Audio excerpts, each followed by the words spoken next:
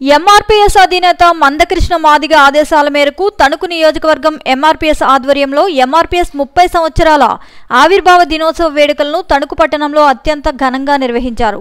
ఈ సందర్భంగా ఎంఆర్పీఎస్ రాష్ట్ర నాయకులు లాజర్ అబ్బా దాసరి మాదిగ జెండా ఆవిష్కరణ చేసిన అనంతరం మీడియాతో మాట్లాడారు। ఎస్సీల్లో ఏబీసీడీగా వర్గీకరణ చేయాలని చిన్న కుగ్రామంలో 30 సంవత్సరాల క్రితం ఈదుమూడి గ్రామంలో స్థాపించడం జరిగిందని 2000 సంవత్సరంలో వర్గీకరణ జరిగినప్పుడు సుమారుగా 24,000 ఉద్యోగాలు సాధించుకోగలిగామన్నారు।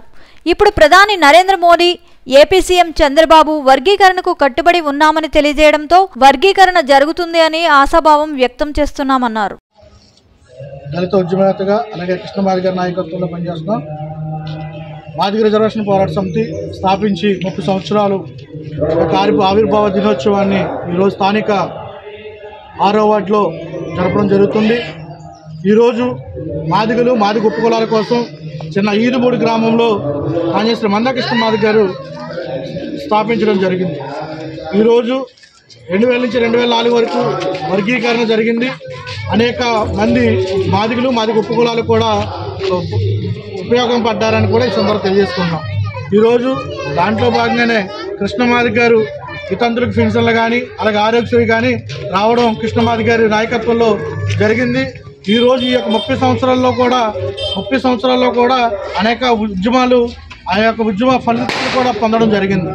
ఈరోజు కృష్ణ మాదిగ గారి నాయకత్వంలో 30 సంవత్సరంలో మేము వర్గీకరణ కూడా మోదీ గారి నాయకత్వంలో ఆంధ్రప్రదేశ్ చంద్రబాబు నాయుడు గారి ముఖ్యమంత్రి ఆధ్వర్యంలో వర్గీకరణ జరుగుతుందని కూడా ఆశాభావం వ్యక్తం చేస్తున్నాం।